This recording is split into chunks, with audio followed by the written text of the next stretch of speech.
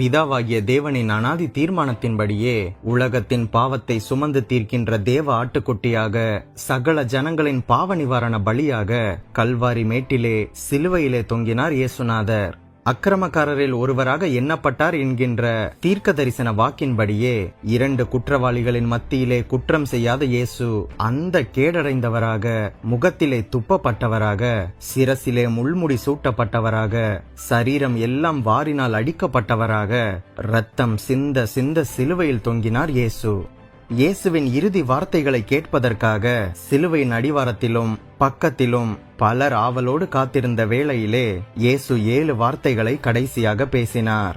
இந்த 7 வார்த்தைகள் என்னவென்று நம் அனைவருக்கும் தெரியும். இந்த பதிவில் இயேசு பேசிய 6வது வார்த்தை என்ன? ஏன் இயேசு இப்படி கூறினார்? எதற்காக கூறினார்?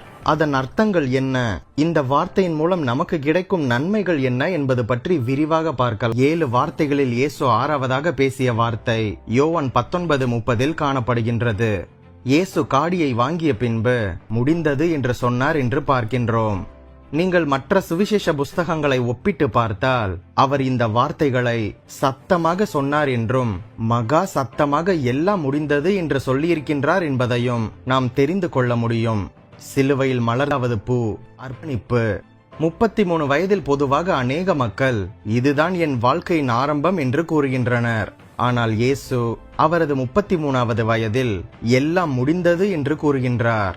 முடிந்தது என்று அவர் கூறுவது தோல்வியின் குரல் அல்ல, அது வெற்றியின் குரல். இயேசு எல்லாம் முடிந்தது என்ற வெற்றி முழக்கத்தோடு மகா சத்தமாக ஆர்ப்பரிப்பாக தனது ஊழியத்தை முடித்தார். முடிந்தது என்பதற்கு புதிய ஏற்பாட்டு மூல பாஷையாகிய கிரேக்க மொழியில் 10 எழுத்து வார்த்தையான டெட்டலஸ்டா என்பது பயன்படுத்தப்பட்டுள்ளது. இதற்கு முழுமையாக செயலாற்றி நிறைவு செய்தல் என்பது அர்த்தமாகும். எபிரேய மொழியில் முடிந்தது என்பதற்கு பயன்படுத்தப்பட்டுள்ள எபிரேய வார்த்தை நிஷ்லாம் என்பதாகும். சில பிரதிகளில் குல்லா என்கின்ற வார்த்தை பயன்படுத்தப்பட்டுள்ளது என்பது குறிப்பிடத்தக்கது. முடிந்தது என்கின்ற வார்த்தையின் ஆழமே இயேசு எதையெல்லாம் முடித்தார் என்பதை நம்மை ஆழ்ந்து சிந்திக்க வைக்கின்றதாக இருக்கின்றதல்லவா? மனுக்குலம் முடிக்க முடியாததை, மனிதன் எப்பொழுதும் செய்ய முடியாததை இயேசு கிறிஸ்து தம்முடைய சிலுவை மரணத்தின் மூலம் செய்து முடித்தார். முதலில் இயேசு கிறிஸ்து சிலுவையில் 6வது வார்த்தை முடிந்தது என்று சொன்னதால் நமக்கு உண்டான நன்மைகளை பற்றி பார்க்கலாம். முதலாவது, பாடுகளை பற்றி உரைக்கப்பட்ட வசனங்கள் நிறைவேறின. 2வதாக, சாத்தான் தோல்வியடைந்தான். யூதர் மற்றும் புற இனத்து மக்கள் என்கின்ற திரை கிழிந்தது. பிதாவாகிய தேவனிடம் நேரடியாக செல்லும் பாக்கியம் நமக்கு கிடைத்தது. மரணத்தின் ஆட்சி முடிவுக்கு கொண்டு வரப்பட்டது. பாவத்தின் வல்லமை அகற்றப்பட்டது. மரண பரியந்தம் கீழ்ப்படிதல் என்பது செயல்முறைப்படுத்தப்பட்டது. எல்லாருக்குமான பாவத்தின் கிரயம் செலுத்தப்பட்டது. கடைசியாக எல்லா பாவங்களுக்கும் ரட்சிப்பு கிடைத்தது. இனி பூமியில் செய்ய வேண்டிய வேலை எதுவும் இல்லை என்பதை காண்பிப்பதற்காகவே முடிந்தது என்கின்ற வார்த்தையை இயேசு கூறினார்.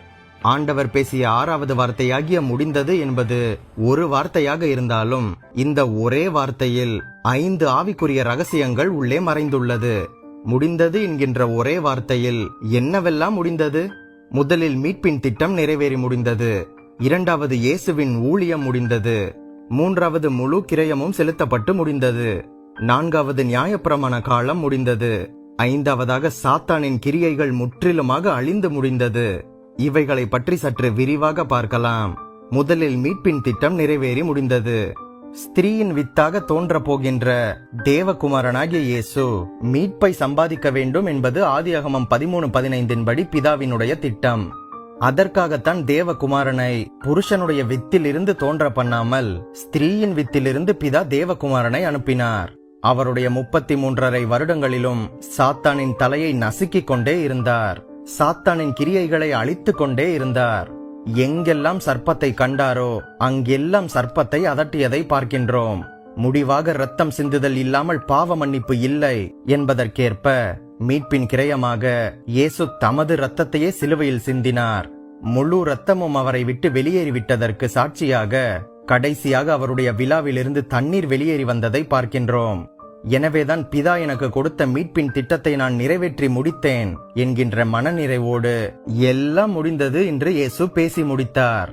அந்நாளிலே பாவத்தையும் அழுக்கையும் நீக்க தாவீதின் குடும்பத்தாருக்கும் எருசலேமின் குடிகளுக்கும் திறக்கப்பட்ட ஒரு ஊற்று உண்டாயிருக்கும் என்று சகரியா 13:1 சொல்கின்றது.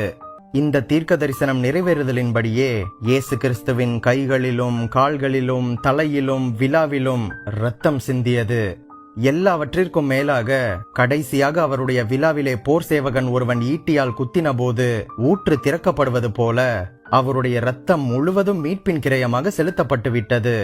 அவர் சிலுவையிலே தொங்கும்போது சிலுவையில் தொங்கின மற்றவர்களின் கால் எலும்புகள் முறிக்கப்படும், ஆனால் இயேசுவின் கால் எலும்புகள் முறிக்கப்படுவதில்லை என்கிற சங்கீதம் 34:20 தீர்க்க தரிசனம் நிறைவேறி முடிந்தது.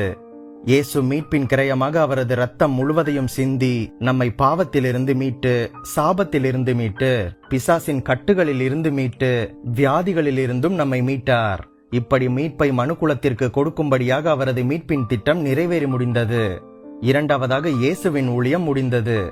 ஆண்டவராகிய இயேசு கிறிஸ்து பூலோகத்திற்கு வந்து தமது சரீரத்தை காளைக்கு பதிலாக, வெள்ளாட்டு கடாவுக்கு பதிலாக தன்னையே பலியிட சிலுவையில் ஒப்பு கொடுத்தார்.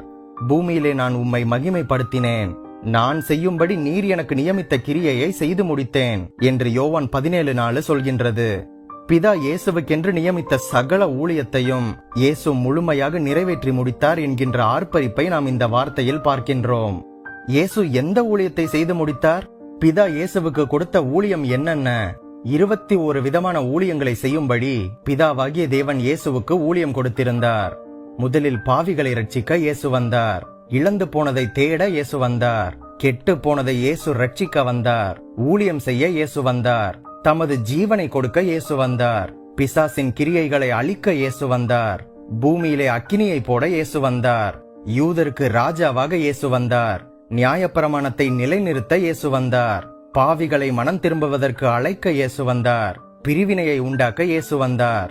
இளைப்பாறுதல் தர இயேசு வந்தார். அழிவில் இருந்து தப்புவிக்க இயேசு வந்தார். மனிதனை ரட்சிக்க பாடுகளை சகிக்க வந்தார். பிரசங்கிக்கவும் குணமாக்கவும் இயேசு வந்தார்.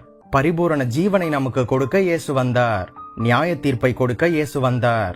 உலகத்திற்கு ஒளியாக இயேசு வந்தார். பிதாவின் சித்தத்தை செய்யும்படி இயேசு வந்தார். யாவருக்கும் முன்மாதிரியாக திகழும்படி இயேசு வந்தார். இந்த உலகம் ரட்சிக்கப்பட இயேசு வந்தார். இப்படி 21 விதமான ஊழியத்தையும் இயேசு கிறிஸ்து தனது 3.5 வருடத்தில் நிறைவேற்றி முடித்தார் என்று பார்க்கின்றோம். முடிந்தது என்கின்ற வார்த்தை இயேசுவின் ஊழிய நிறைவின் ஆர்ப்பரிப்பான வார்த்தை. மூன்றாவதாக முழு கிரயமும் செலுத்தப்பட்டு முடிந்தது. மனிதன் செய்த பாவத்திற்கு உச்சக்கட்ட தண்டனை மரணமாகும். அந்த மரணத்தை தன் சரீரத்திலே நிறைவேற்றி முடித்தேன் என்கின்ற அர்த்தத்தோடு ஆண்டவர் முடிந்தது என்கின்ற வார்த்தையை பேசினார். இயேசுவை போலவே தேவனுடைய பிள்ளைகளாகிய நாம் ஒவ்வொருவரும் இந்த யோவான் 19:30 சொல்லப்பட்டுள்ள எல்லாம் செலுத்தப்பட்டு முடிந்தது என்கின்ற வார்த்தையை பேசுவதற்கு பழக வேண்டும். கடனை திரும்ப செலுத்து என்று கேட்க வருகின்ற சத்துருவுக்கு விரோதமாக இந்த யோவான் 19:30 எடுத்துக்காட்டி எல்லாம் செலுத்தப்பட்டு முடிந்தது, சிலுவையிலே இயேசு எனக்காக எல்லாவற்றையும் செய்து முடித்து விட்டார். பிசாசே, என்னிடம் உனக்கு இடம் இல்லை. பாவக்கடன் ஒன்றும் என்னிடம் இல்லை. என்னுடைய கடன்களை எல்லாம் இயேசு கிறிஸ்து சிலுவையிலே தொங்கும் போது எல்லாவற்றிற்கும் கிரயத்தை கொடுத்து முடித்து விட்டார். இனி எனக்கு அபராதம் இல்லை. இனி எனக்கு தண்டனை இல்லை. இனி எனக்கு சாபம் இல்லை. இனி எனக்கு அடிமைத்தனம் இல்லை. இனி எனக்கு தோல்வி இல்லை. இனி எனக்கு தலைக்குனிவு இல்லை. இனி எனக்கு புறமுதுகு இல்லை என்கிற தைரியமான ஆர்ப்பரிப்பு, எல்லாம் செலுத்தப்பட்டு முடிக்கப்பட்டு விட்டது என்கின்ற தைரியமான ஆர்ப்பரிப்பு இயேசு கிறிஸ்துவை போலவே நமது வாயிலும் இருக்க வேண்டும். இப்படி பேசும்போது எதிராளியாகிய பிசாசு நம்மை விட்டு ஓடி போவான் அல்லவா? நான்காவதாக நியாயப்பிரமாண காலம் முடிந்தது. காலங்களும் யுகங்களும் என்கின்ற சத்தியத்தின்படி நாம் வாழ்கின்ற இந்த காலம் கிருபையின் காலம், அதாவது சபையின் காலம். இதற்கு முந்திய காலம் நியாயப்பிரமாண காலம். இந்த நியாயப்பிரமாண காலம் யாத்திராகமம் 20ஆம் அதிகாரத்தில் தொடங்கி அப்போஸ்தலர் 1வது அதிகாரத்துடன் முடிவடைகின்றது. அப்போஸ்தலர் 2:47 இருந்து புதிய ஏற்பாட்டு சபை உதித்தது. கிருபையின் காலமாகிய சபையின் காலம் ஆரம்பமானது. அப்போஸ்தலர் 2:37 முதல் 47 வரை கிருபையின் காலத்திற்கான உபதேசங்கள் பரிசுத்த ஆவியானவரால் கொடுக்கப்பட்டது. அதைத் தொடர்ந்து புதிய ஏற்பாட்டு சகல புஸ்தகங்களிலும் நிருபங்களிலும் எழுதப்பட்ட உபதேசங்கள் எல்லாம் இப்பொழுது நாம் இருக்கின்ற கிருபையின் காலத்திற்குரிய இயேசு கிறிஸ்துவின் உபதேசமாகும். இதற்கு முந்தின நியாயப்பிரமாண காலத்தில் ஒருவராகிலும் நீதிமானாக வாழ முடிந்ததில்லை. நியாயப்பிரமாணத்தில் சொல்லப்பட்ட 10 கட்டளைகளை நியாயப்பிரமாண காலத்தில் தோன்றிய ஒரு மனிதனாலும் ஒரு விசுவாசியாலும் அதை கைக்கொள்ள முடியவில்லை. எனவேதான் தேவன் நியாயப்பிரமாண காலத்திற்கு முடிவுண்டாக்கி இயேசு கிறிஸ்துவினாலே கிருபையின் காலம் பிறந்தது, சபையின் காலம் மலர்ந்தது. விசுவாசிக்கின்ற எவனுக்கும் நீதி உண்டாகும்படியாக கிறிஸ்து நியாயப்பிரமாணத்தின் முடிவாக இருக்கின்றார் என்று ரோமர் 10:4 சொல்கின்றது. நீங்கள் நியாயப்பிரமாணத்திற்கு கீழ்ப்பட்டிராமல் கிருபைக்கு கீழ்ப்பட்டிருக்கின்றபடியினால் பாவம் உங்களை மேற்கொள்ள மாட்டாது என்று ரோமர் 6:14 சொல்கின்றது. நமக்கு எதிரடையாகவும் கட்டளைகளால் நமக்கு விரோதமாகவும் இருந்த கையெழுத்தை குலைத்து அதை நடுவில் இராதபடிக்கு எடுத்து சிலுவையின் மேல் ஆணியடித்து சிலுவையிலே இயேசு வெற்றி சிறந்தார் என்று கொலோசையர் 2:14-15 சொல்கின்றது. நியாயப்பிரமாணத்தில் சொல்லப்பட்ட எந்த கட்டளைகளும் இன்று நம்மை ஆளுகை செய்வதில்லை. இயேசு கிறிஸ்து சிலுவையிலே நிறைவேற்றி முடித்த கிருபையே இன்று நம்மை ஆளுகை செய்கின்றது. தேவனே, உம்முடைய சித்தத்தின்படி செய்ய இதோ வருகின்றேன் என்று சொன்னார். இரண்டாவதை நிலைநிறுத்துவதற்கு முதலாவதை நீக்கி போடுகின்றார். இயேசு கிறிஸ்துவினுடைய சரீரம் ஒரே தரம் பலியிட்டப்பட்டதினாலே அந்த சித்தத்தின்படியே நாம் பரிசுத்தமாக்கப்பட்டிருக்கின்றோம் என்று எபிரேயர் 10:9-10 சொல்லுகின்றது. முதலாவதாக நீக்கி போட்டார் என்பதன் அர்த்தம் என்ன? சர்வாங்க தகன பலிகளினாலும் பாவ நிவாரண பலிகளினாலும் பழைய ஏற்பாட்டில் பாவம் மன்னிக்கப்பட்டு பரிசுத்தமானார்கள். ஆனால் நியாயப்பிரமாணத்தின்படி ஒரு மனிதன் முழுமையாக பரிசுத்தம் அடைய முடியாதபடியினால் அப்பொழுது கொல்லப்பட்ட காளை, வெள்ளாட்டு கடாவின் பலிகளை நீக்கிவிட்டு இந்த முதலாவதாக சொல்லப்பட்ட காரியங்களை நீக்கிவிட்டு இயேசு கிறிஸ்துவின் சரீரத்தில் ஒரே தரம் பலியிடப்பட்டு இவ்விதமாக இரண்டாவதை தேவன் நிலைநிறுத்தினார். அதாவது நமது பூரண பரிசுத்தத்திற்காக இயேசு கிறிஸ்துவின் சரீரம் பலியிடப்பட்டு விட்டது. அதன் மூலம் கிருபை வெளிப்பட்டது. இவ்விதமாக நாம் நியாயப்பிரமாணத்தினால் நாம் நீதிமான்களாக்கப்படாமல் இயேசு கிறிஸ்துவின் சரீரம் பலியிடப்பட்ட கிருபையினால் நாம் இப்பொழுது முற்றிலும் பரிசுத்தமாக்கப்பட்டிருக்கின்றோம். நியாயப்பிரமாண காலம் முடிந்துவிட்டது. இப்பொழுது கிருபையின் காலத்திற்கு உட்பட்டிருக்கின்றோம். இந்த சத்தியத்தை தான் இயேசு ஆர்ப்பரிப்போடு முடிந்தது என்று சொன்னார். ஐந்தாவதாக சாத்தானின் கிரியைகள் அழிந்து முடிந்தது. இந்த 6வது வார்த்தையின் மூலம் மனுக்குலத்தின் எதிராளியாகிய பிசாசின் கிரியைகள் அனைத்தும் சிலுவையிலே அழிந்து முடிந்தது. அதாவது பிசாசின் தலை சிலுவையிலே நசுக்கப்பட்டு விட்டது. அதாவது முற்றிலுமாக அவனது கிரியைகள் அழிந்துவிட்டது. பிசாசு செத்து போனவன். இனி அவன் தன் தலையை தூக்கி படமெடுத்து எவரையும் தீண்ட முடியாது. துரைத்தனங்களையும் அதிகாரங்களையும் உரிந்து கொண்டு வெளியரங்கமான கோலமாக்கி அவைகளின் மேல் சிலுவையிலே இயேசு வெற்றி சிறந்தார் என்று கொலோசையர் 2:15 சொல்கின்றதல்லவா? இப்பொழுதே இந்த உலகத்திற்கு நியாய தீர்ப்பு உண்டாகின்றது. இப்பொழுதே இந்த உலகத்தின் அதிபதி புறம்பாக தள்ளப்படுவான் என்று யோவான் 12:31 சொல்கின்றது. இந்த சாத்தானை குறித்து பல பிரசங்கிமார்கள் அவனை பெரியவனாகவும் வல்லவனாகவும் மிக மோசமானவனாகவும் உருவகப்படுத்தி தேவ பிள்ளைகளை பயம் என்கின்ற சிறைச்சாலையில் அடைத்துவிட்டனர். இன்றைய காலத்தில் சத்தியத்தின் அறிவு நமக்கு தேவை. வேதாகமத்தில் எழுதப்பட்ட சத்தியம் உங்களை விடுதலையாக்கும் என்று கூறவில்லை. நீங்கள் அறிந்த சத்தியமே உங்களை விடுதலையாக்கும் என்கின்ற கண்ணோட்டத்தில் கூறப்பட்டுள்ளது என்று யோவான் 8:36 சொல்கின்றது. துரைத்தனங்கள் என்றால் லெவல் ஆஃப் டீமன்ஸ், அதிகாரங்கள் என்றால் ரேங்க் ஆஃப் டீமன்ஸ். அதாவது பிசாசுகள் எத்தனை வகையாக இருந்தாலும் அவைகளின் கரத்தில் உள்ள ஆயுதங்கள் அனைத்தையும் சிலுவையில் தொங்கும் போது இயேசு உரிந்து கொண்டார். Jesus disarmed the principalities and powers என்று ஆம்பிளிஃபைடு வேதாகமத்தில் உள்ளது. ஆகவே சாத்தானின் அதிகாரங்கள் அனைத்தையும் சிலுவையிலே இயேசு உரிந்து கொண்டு அவனை ஒன்றுமில்லாதவனாக மாற்றிவிட்டார். பிசாசு நம்மேல் அதிகாரம் கொள்ள முடியாது. முடிந்தது என்கின்ற 6வது வார்த்தையின் மூலம் சாத்தானுடைய கிரியைகள் 100% அழிந்து முடிந்து விட்டது என்று இயேசு ஆர்ப்பரிப்புடன் கூறுகின்றார். பாவத்திற்காக நாம் அனுபவிக்க வேண்டிய சகல பாடுகளையும் இயேசு அவர் மீது ஏற்றுக்கொண்டு சிலுவையிலே அனைத்தையும் அனுபவித்து முடித்தபடியினால் இயேசுவை விசுவாசிக்கின்ற கர்த்தருடைய பிள்ளைகளாகிய நமக்கு நமது பாடுகளில் இருந்து விடுதலை கொடுத்து நம்மை சந்தோஷத்தினாலும் சமாதானத்தினாலும் கிருபையினாலும் இயேசு நிரப்பி இருக்கின்றார்.